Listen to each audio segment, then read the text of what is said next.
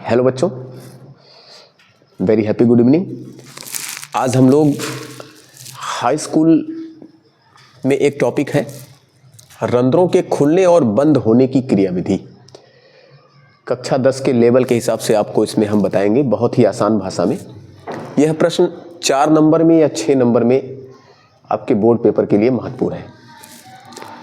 रंध्र कैसे खुलते हैं, कैसे बंद होते हैं, इस प्रोसेस को इसमें कम से कम में मुख्य बातें इसमें आपको बताई जाएंगी। Mechanism of opening and closing of stomata means रंध्र के खुलने और बंद होने का जो मैकेनिज्म है वो क्या है। आपके सामने एक कुछ चित्र बने हुए हैं। ये लीफ है, पत्ती की जो एपिडर्मिस होती है उसमें रंध्र पाए जाते हैं। ये रंध्र कुछ इस तरह से, खुला रंध्र इस तरह से, बंद रंध्र इस तरह से होता है। अब जो खुला रंध्र है उसमें जो स्टोमेटल ओपनिंग है वो दिखती है क्लियर, बंद रंध्र में ऐसा नहीं दिखता। जो ये भित्तियां हैं रक्षक कोशिकाओं की भीतरी, ये आपस में सटी रहती हैं, फ्लैश्ड कंडीशन में है ये, इसलिए ये सटी है, ओपनिंग नहीं दिख रहा है। ये जो सेम के बीज की आकृति की रचना दिख रही है, किडनी शेप, इसको गार्ड सेल बोलते हैं और ये इसके बाहर सहायक कोशिकाएं लगी हुई हैं। अब हम मैकेनिज्म पढ़ते हैं।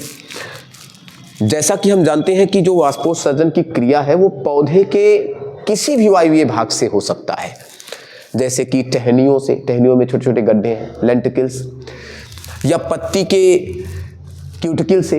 लेकिन सबसे ज़्यादा जो वाष्पोत्सर्जन है वो रंध्रों द्वारा होता है। रंध्रीय वाष्पोत्सर्जन सबसे ज़्यादा होता है।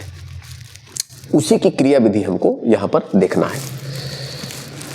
दिन के समय जब सूर्य का प्रकाश होता है तो जो ये गार्ड सेल है इसमें पोटेशियम आयनों की सांद्रता बढ़ जाती है।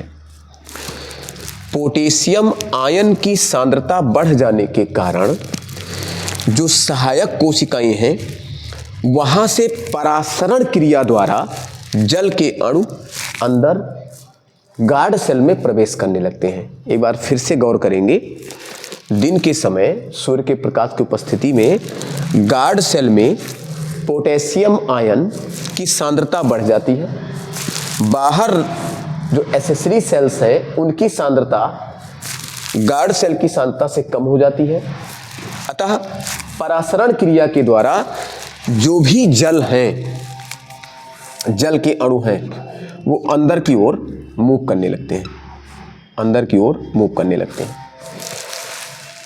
जिसके कारण टर्जर प्रेशर बढ़ता है, स्फीति दाब बढ़ता है, जल विभव कम होता है, स्फीति दाब बढ़ता है और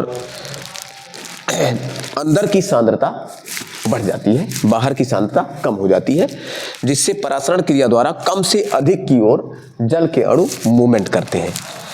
अब जो भीतरी दीवार होती है स्टोमेटा की वो मोटी होती है, बाहरी दीवार पतली होती है। भीतरी दीवार पर दबाव पड़ता है, जल के अणु यहाँ टकराते हैं, टकराकर वापस दबाव डालते हैं, जिसके कारण ये जो पीछे की पतली भित्ति है गार्ड सेल की वो पीछे की ओर मुड़ती है, पीछे की ओर फूलती है। और जो ये मोटी दीवार है ये कम लचीली होती है, बाहरी दीवार अधिक लचीली होती है, जिसके कारण ये थोड़ा सा अंदर की तरफ बेंड कर जाती है। ये अंदर की तरफ बेंड कर गई, पीछे वाली पीछे की ओर खिसक जाती है। टर्जर प्रेशर के कारण ये टर्जिडिटी स्टेज में आ जाती है, जो द्वार सेल है यानी जो रक्षक कोशिकाएं हैं, और रंध्र खुल जाते हैं। एक बार मैं फिर से आपसे ये दोबारा समझाना चाहूँगा।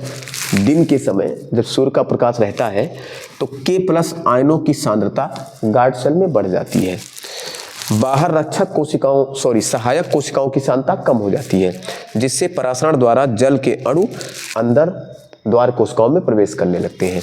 और जो भीतरी दीवार है मोटी होने के कारण बेंड करती है, बाहर वाली पतली दीवार जो अधिक लचीली है वो पीछे की ओर मुड़ जाती है या झुक जाती है या फूल जाती है, जिससे ये बेंड हो जाता है और रंध्र खुल जाते हैं।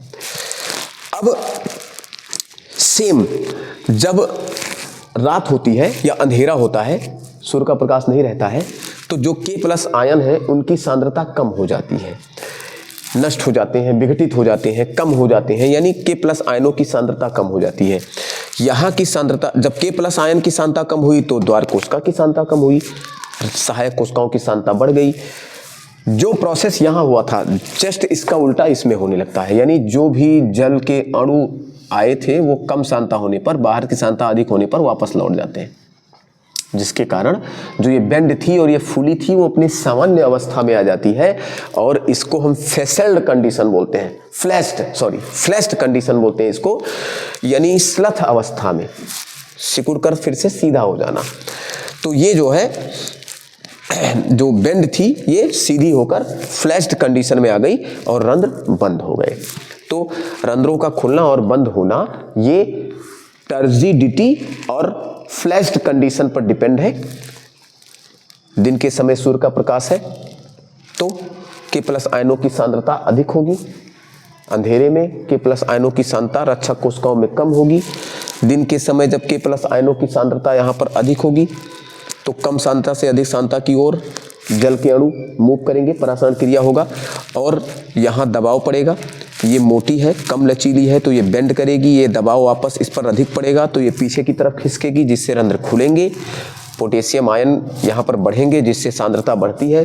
अंधेरे में पोटेशियम आयनों की सांद्रता कम हो जाती है, जिसके कारण जो जल अंदर प्रवेश किया था वो जल वापस हो जाता है, क्योंकि यहाँ सांद्रता बढ़ जाती है, यहाँ सांद्रता कम हो जाती है अंधेरे में, तो जिसके कारण जल जो यहाँ अंदर आए थे वो वापस जाने लगते हैं। तो ये जो टर्जिडिटी कंडीशन में जो ये रक्षक कोशिकाएं थी वो फ्लैश्ड कर जाती हैं और रंध्र बंद हो जाते हैं। तो आपको ये दो बातें ध्यान रखनी है कि रंध्र टर्जिडिटी और फ्लैश्ड कंडीशन में ही ओपनिंग और क्लोजिंग ऑफ स्टोमाटा का क्रिया करते हैं। एक चीज़ इसमें और है कि टर्जर प्रेशर बढ़ता है अंदर की तरफ, बाहर से अंदर की तरफ, यहाँ टर्जर प्रेशर कम हो जाता है। परासरण यहाँ पर बाहर से अंदर की ओर होता है, यहाँ सांद्रता अधिक है, यहाँ सांद्रता कम है। यहाँ पर इनका जो विभव, जल का विभव है वो कम हो जाता है, परासरण दाब अंदर की ओर बढ़ जाता है, ट्रेजर प्रेशर अंदर की ओर बढ़ जाता है। कम सांद्रता से अधिक सांद्रता की ओर विलायक मूव कर जाते हैं, दाब पड़ता है, बेंड होता है, ये पीछे की तरफ खिसकता है, रंध्र खुल जाते हैं।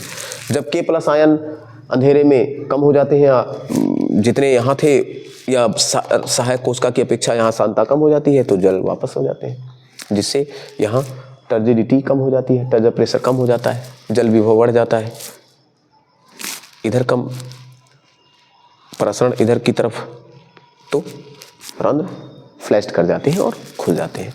तो रंध्रों के खुलने और बंद होने की क्रियाविधि पर आज हमने चर्चा किया।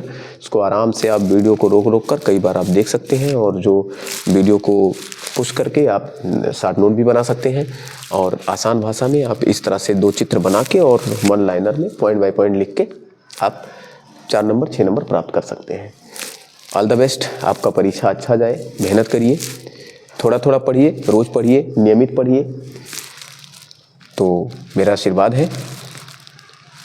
एक नए वीडियो में नए उत्साह, नए टॉपिक के साथ फिर से हाजिर होंगे। Have a nice day.